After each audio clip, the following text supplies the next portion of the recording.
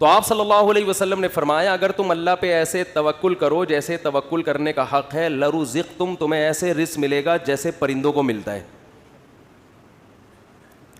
فرمایا تغدو خماسن، جب پرندہ صبح گھر سے نکلتا ہے پیٹ اس کا خالی، اسے نہیں پتا آج میں نے ٹماٹر بیچنے ہیں، آج میں نے رکشہ چلانا ہے، کسی ملٹی نیشنل کمپنی میں میرا انٹرویو ہے، کیا کچھ بھی نہیں. صبح اس کو یہ بھی نہیں پتا ہوتا کس سمت میں جانا ہے، میں نے بس نکلتا ہے اللہ کا نام لے کے.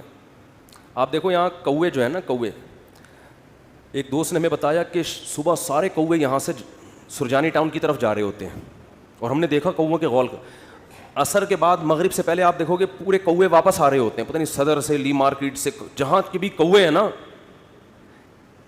میں نے تو پہلے سمجھا تھا کہ سرجانی ٹاؤن میں کوئی ویکینسی نکلی ہوئی ہے کووں کے لیے، حقیقت ہے سارے یہاں سے ٹریولنگ کر کے جا رہے ہوتے ہیں.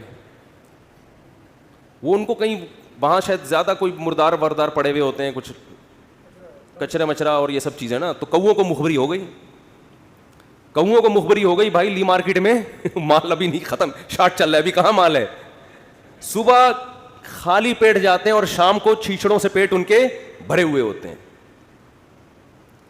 تو رسول اللہ صلی اللہ علیہ وسلم نے فرمایا تغدو خماسا وتروح بطانا، صبح پرندہ نکلتا ہے خالی پیٹ، شام کو آتا ہے پیٹ اس کا بھرا ہوا ہوتا ہے. آپ کہہ سکتے ہیں کہ صرف پیٹ ہی ہماری بنیادی ضرورت، بول لو نا بھائی، نہیں ہے،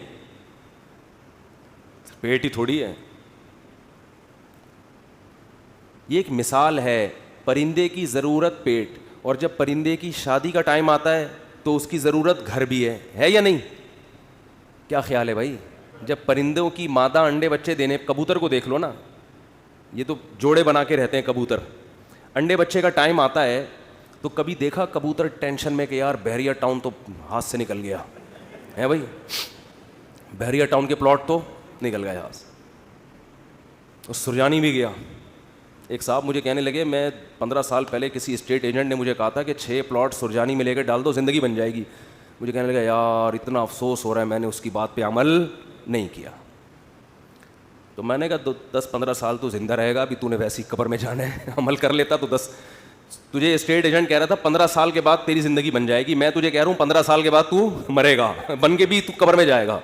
15 سال کے بعد جو ہے نا، تو وہ اسٹیٹ ایجنٹ کے 15 سال پرانی پیش گوئی پہ تو افسوس ہو رہا ہے، میں جو سچی مچی کی پیش گوئی کر رہا ہوں کہ تو مرے گا 15 سال میں، تیری ہڈیوں میں ابھی اتنا گودا نہیں ہے زندہ رہنے والا، اس پہ ٹینشن نہیں ہو رہی. اس کا مطلب بھول چکے ہیں موت کو. او بھائی 15 سال پہلے تو سرجانی میں 6 پلاٹ لیتا، آج عیش کرتا، تو وہ 15 سال کے بعد عیش کے قابل نہ رہتا. تو سوچ لے جو 15 سال بعد تو جو اینڈ سرجانی میں پلاٹ لے کے ہونا تھا وہ پلاٹ لیے بغیر بھی وہی اینڈ ہو رہے ہیں. تو ٹینشن کس بات کی بھائی؟ اور ٹینشن لے گا تو 15 سال کے بجائے 5 سال میں وہ انجام ہو جائے گا تیرا جو 15 سال بعد ہونا تھا. تو میں یہ کر رہا تھا کہ پرندے کو جو رزق ملتا ہے صرف پیٹ نہیں بھرتا اس کا. جب پرندے کی شادی کا ٹائم آتا ہے، وہ بالغ ہوتا ہے تو پیر بنتا ہے، کبوتر کبوتری کا، چڑا چڑیے کا بنتا ہے نا جوڑا. نہ اس نے کہیں سے ڈپلوما حاصل کیا گھر بنانے کا ہے بھائی، نہ NID یونیورسٹی میں وہ پڑھا ہے، کوئی انجینئرنگ نہیں، اس کو ہے کوئی انجینئرنگ؟ بولو بھائی. جس قسم کا گھر اس کو چاہیے فطرت اسے اس طرح کا گھر بنانا سکھا دیتی. کھجور کے درختوں میں سوراخ کر کے رہتے ہیں، اور آپ دیکھو یہ پرندے کیسے یہ نر مادہ مل کے کیسے تنکے تلاش کر رہے ہوتے ہیں اور کیسے ان کو بہترین انداز سے پرو رہے ہوتے ہیں. ایسے نہیں کہ کوئی بھی کچرا اٹھا کے، ہم جب مرغیوں کے ڈڑبے بناتے ہیں نا تو کچھ بھی اٹھا کے ڈال دو اس کے اندر. پرندہ ایسا نہیں کرتا، بڑی تمیز سے، بڑے خوبصورت انداز سے وہ گھونسلہ بناتا ہے، خوبصورت انداز سے، ایسا کہ وہ سردی گرمی سے بھی محفوظ رہے، دشمنوں کے شر سے بھی محفوظ رہے. بہت خوبصورت انداز سے وہ گھونسلے بناتے ہیں. تو آپ بتاؤ انسان جو اشرف المخلوقات ہے، جس کے لیے اس کائنات کو بنایا گیا، اللہ اس کی گھر کی ضرورت پوری نہیں کرے گا؟ ہے بھائی. اصل میں آپ نے جس گھر کو ضروری سمجھا ہے وہ اللہ کی نظر میں وہ عیاشی ہے، وہ ضرورت نہیں ہے، وہ آپ کی بہت اوپر کا سوچ رہے ہیں آپ. لوگ کرائے کے گھروں پہ افسوس کرتے ہیں نا، اپنا گھر نہیں بنا سکے. بھائی گھر کی ڈیفینیشن یہ ہے کہ جیسے پرندہ جو گھر بناتے ہیں قیامت تک کے لیے نہیں بناتا، اسے فی الحال اپنی فیملی کو پالنے کے لیے ایک عدد ایسے گھر کی ضرورت ہوتی ہے جہاں بلی سے حفاظت ہو, جہاں سردی اور گرمی سے حفاظت ہو. اللہ کہتے ہیں تیری یہ بنیادی ضرورت ہے, چونکہ تو نسل بڑھا رہا ہے فطرت کی تکمیل کے لیے, تو اس گھر کی ضرورت پوری کرنا یہ کس کے ذمے ہے؟ یہ فطرت کے ذمے, جس کو جو خدا ہے, اصل میں خدا کے ذمے ہے. پرندہ نسل بڑھاتا ہے اس کائنات کی رنگینیوں کو برقرار رکھنے کے لیے, اپنے لیے نہیں.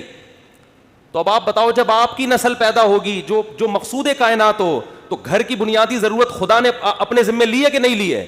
وہ پرندوں کی ضرورتیں پوری کر رہا ہے اور انسان کو ٹینشن میں ڈال دے, تو یہ آپ کی بنائی ہوئی ٹینشن ہے, یہ خدا کی دی ہوئی ٹینشن نہیں ہے, یہ اللہ کی طرف سے عطا کردہ ٹینشن نہیں ہے, یہ آپ کی ٹینشن ہے جو آپ نے اپنے اوپر مسلط کر لی.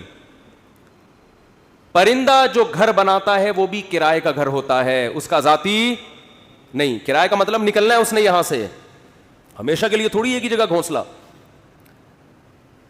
پھر جب اس کے انڈوں سے بچے نکلتے ہیں, ایک تو 12 گھنٹے کی ڈیوٹی ہوتی ہے کبوتر اور کبوتری کی, 12 گھنٹے کبوتر. یہ شکر کرو اللہ نے مردوں میں ایسا نظام نہیں رکھا, یہ اللہ کا بڑا فضل ہو گیا.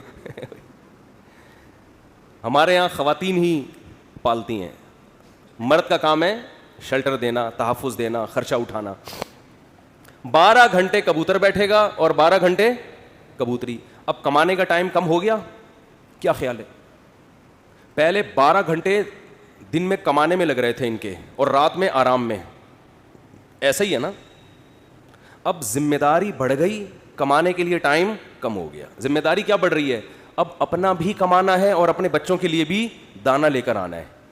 ٹائم کم ہے کمانے کے لیے اور کھانے والے زیادہ.